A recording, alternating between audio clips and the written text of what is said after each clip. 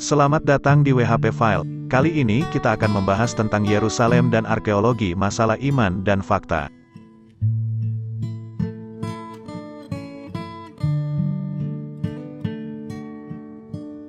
Yerusalem dan arkeologi. Kegiatan arkeologi di Yerusalem saat ini dilakukan besar-besaran untuk menemukan jejak peradaban leluhur bangsa Israel. Selama proses penggalian, banyak ditemukan situs keagamaan. Ada rasa haru dan sukacita melihatnya. Ayat-ayat kitab suci terasa hidup. Iman semakin bertumbuh melihat fakta yang ditemukan. Situs keagamaan ini juga dapat menjelaskan bahwa kisah dalam kitab suci bukanlah mitos. Istana Raja Daud, pilar berukiran Venesia. Pembangunan Istana Daud tertulis dalam kitab Samuel yang berbunyi, Hiram Raja Negeri Tirus mengirim utusan kepada Daud dan kayu alas, tukang-tukang kayu dan tukang-tukang batu. Mereka mendirikan istana bagi Daud, negeri Tirus, yang sekarang disebut Lebanon. Waktu itu didiami oleh orang-orang Venesia.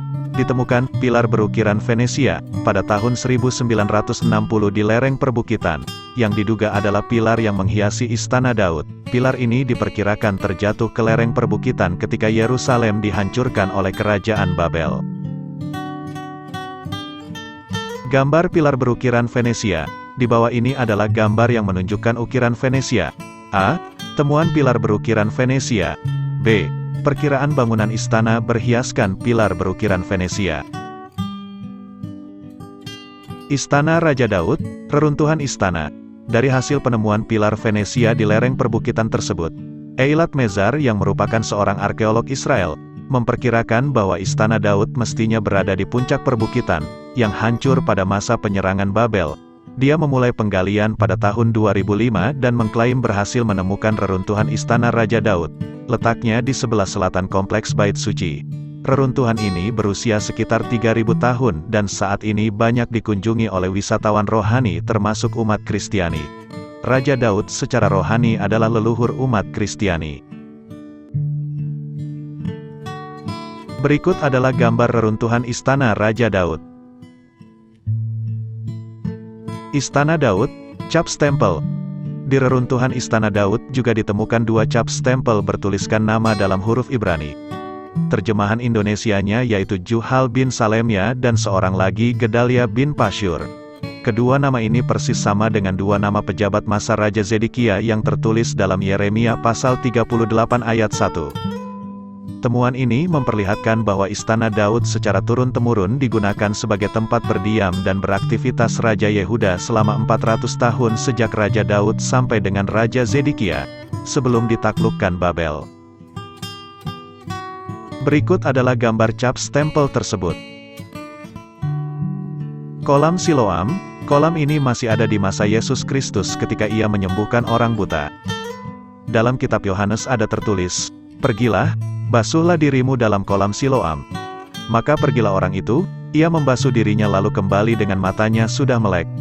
Kolam Siloam terkubur sejak tentara Romawi menghancurkan Yerusalem tahun 70 setelah Masehi. Arkeolog menemukan kolam ini tahun 2004 yang terkubur selama 2000 tahun. Berikut adalah gambar kolam Siloam.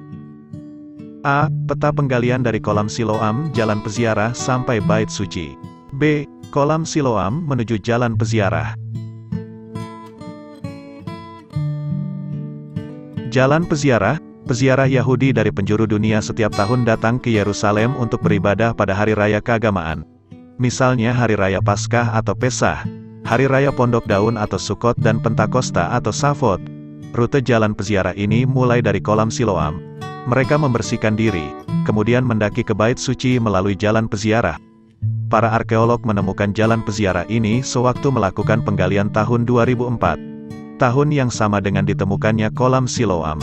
Sama halnya dengan kolam Siloam, jalan peziarah ini terkubur selama 2000 tahun. Berikut adalah gambar jalan peziarah. A. Jalan peziarah mendaki dari kolam Siloam digali di bawah tanah. B.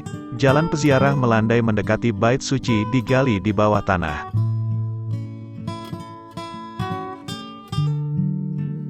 Temuan lainnya, banyak temuan lain diantaranya saluran air Hizkia, stempel Raja Hizkia, koin-koin, tembikar dan lainnya. Diperkirakan akan banyak lagi temuan hasil kegiatan arkeologi di Yerusalem. Orang Israel sangat bangga atas fakta bahwa mereka bangsa yang hidup ribuan tahun tetapi tetap dapat mempertahankan bahasa, budaya, dan agamanya. Umat Kristiani tentu ikut juga terharu dan bersukacita melihat hasil temuan arkeologi ini. Dengan melihat reruntuhan Istana Daud misalnya, terbayang seorang raja yang mazmurnya senantiasa dinyanyikan. Terbayang pula bagaimana juru selamat Yesus Kristus berada di sekitar kolam Siloam dan jalan peziarah 2000 tahun yang lalu. Sumber penulisan.